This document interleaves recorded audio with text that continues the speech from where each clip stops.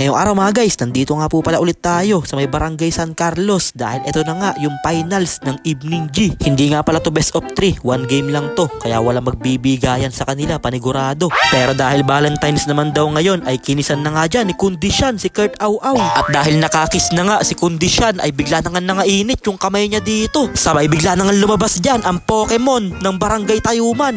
Pinag-aasar na nga niya si Coach J Motovlog. Tuwan-tuwa na pa naman daw si Coach J dahil nakapasok siya ng finals ng Evening G. Kaya kung wala kang ginagawa ay samahan nyo muna kami dito sa aming trip. Let's go!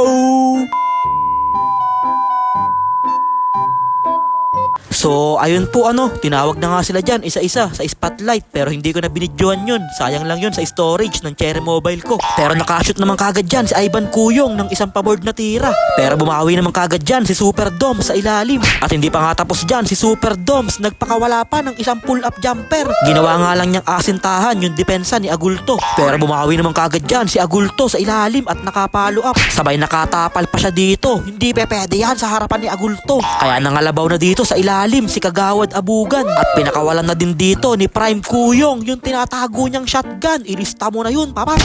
Kaya na kay Timmy Alade ang bola, dumere-diretso sa basket. Pinakanis lang yung mga bantay. Sabay bigla pa naka-pull up jumper dyan si Kagawad Abugan. Binasic lang. Pero sumagot din naman kagad dyan si Kurt Au-Au ng isang junk shot. Sabay nagpakawala na nga din ng 3 joints ang ginoo ng Cardona na si Clark Solis. Ilista mo na yun, papas. Kaya na kay Mac Daddy dito ang bola. Naghahanap na mapapasahan. Binigay kay Baby Ama sa gilid. Hinagis na mangga. Ilista mo na yun, papas. Kaya tuwan-tuwa dito yung ating mga manonood kasi grabing buzzer beater yun. At hindi pa nga tapos dyan si Baby Ama. Nakapass break pa nga siya dito. Sabay bigla na nga naka-rebound dyan si Bentulan. Sabay tinira. Easy 2 points yun. At quality pa yung kumukuha ng picture dito sa Evening G. Napaka-solid. Kaya nagpakita kagad dyan ng isang quality na move si Kuya Macmu. Kaya agawan dito sa bola kanino mapupunta. Nakuha ni Agulto. Bantangkad kasi kaya hindi na siya maabot. At bigla na nga may nagkainitan dyan. Buti na lang naawat kagad sila. Araw pa naman ng mga puso ngayon. Dapat nagmamahalan lang kayo. Sabay grabe moves na naman yung ginawa dito ni Kuya Macmu. Bang gandang fake pass naman nun. Sabay tinira. At hindi pa nga siya tapos dito. Nagpakawala pa siya ng isang 3 joints. Sabay binigay na naman ng bola kay Kuya Macmu. Binato na naman sa 3 joints. Ilista mo na ulit yun, papas. Kaya napasigaw na lang siya dito.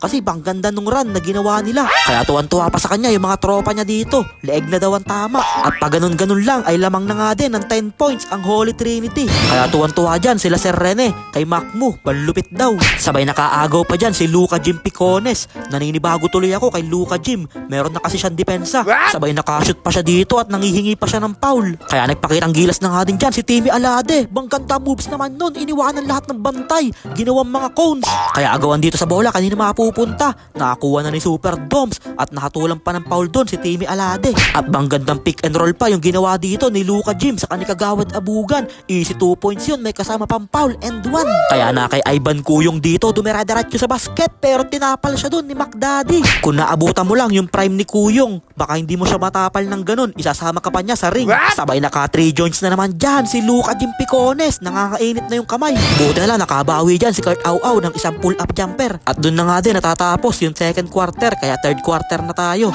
Kaya na kay Kuya Macmu na naman dito ang bola. Dumere-diretso sa basket. Iniwanan yung bantay. Sabay natirahan pa sila dito ni Mac Daddy. Shooter na pala si Mac Daddy. At binato pa niya ng flying kiss si Sir Rene. Kaso lang nabawi ang kagad siya dito ni Luca Jim Picones ng isang 3 joints. Hindi man lang sumayad sa ring. At hindi pa tapos dyan na mainit na kamay ni Luca Jim. Biglang umi-step back. Sabay tinira sa 3 joints. Parang naghulog lang ng token sa World of Fun. Sabay nakashoot pa dito sa ilalim si Coach Gio. At nagkalat dito ang mga vlogger sa San Carlos. Kaya pinakitaan kagad sila dito ni Kondisyan at pinakawalan na yung 3 joints. Ilista mo na yun, papas. Kailangan daw ready lagi yung mga camera nyo para meron kayong pang reels. At hindi pa nga tapos dyan si Kondisyan biglang pumeke. Sabay tinira na naman sa 3 joints at nilagay na yung kamay sa muka. Mayabang ka pala boy. Akala ko pa naman kakampi ka namin. Sabay nangaldag na nga dyan sa ilalim si Agulto. Iba talaga pag alagang cherry pear. At teka lang sumasakit na yung pangako kakasalita. Kaya time out muna si Ninin Vlogs.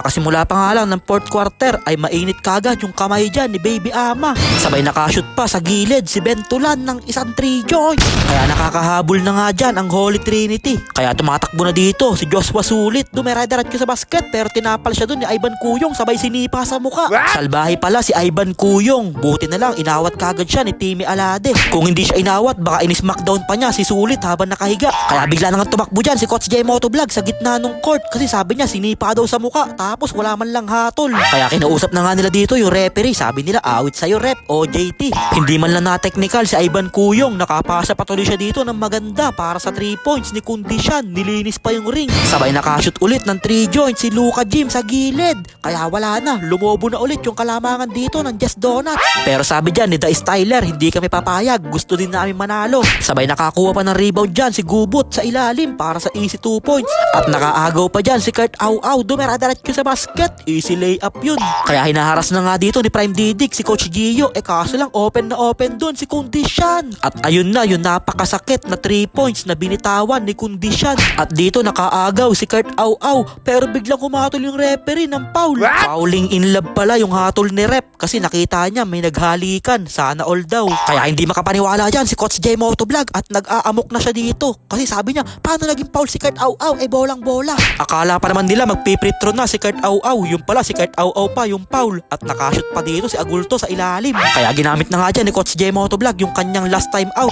Kaya naman pala meron nakapulang jersey sa Holy Trinity. Dapat kulay green lang. Bigla na tuloy lumabas dyan ang Pokemon ng Tayuman at pinag-aasar na niya si Coach J Motovlog. Ang sabi pa naman niya ni Clay Tonton kay Coach J Motovlog, tuwan-tuwa daw si Coach J dahil nakapasok siya ng finals sa Evening G. Pero hanggang finals lang daw dahil hindi naman daw sila mananalo sa Jets Donuts. Kaya sa huli, panalo na nga dyan ang Jets Donuts at sila na nga ang champion. Kaya congrats sa magkabilaang team sa napakagandang laban na pinakita nyo. Ganun talaga ang basketball, may nananalo at may natatalo. Pero panalo naman kayo sa experience dahil puro bata pa kayo. Tas etong kalaban nyo, puro matatanda na. Biruin nyo, nabigyan nyo ng magandang laban ang mga legend ng Binangonan. Nakipagsabayan kayo sa kanila kahit puro bata lang kayo. At eto nga pala yung ating finals MVP, si Luka Jim. At syempre shout out sa pinakamamahal naming daddy na si Daddy Ogie. Nanood din pala siya ngayon dito sa San Carlos. Kaya thank you po sa suporta nyo, Daddy O. Kaya kumain na nga din kami dito sa Wings to Sawa. Kaya maraming salamat po kay Sir Rene at kay Ma'am May sa walang sawang pagsuporta nyo sa Holy Trinity.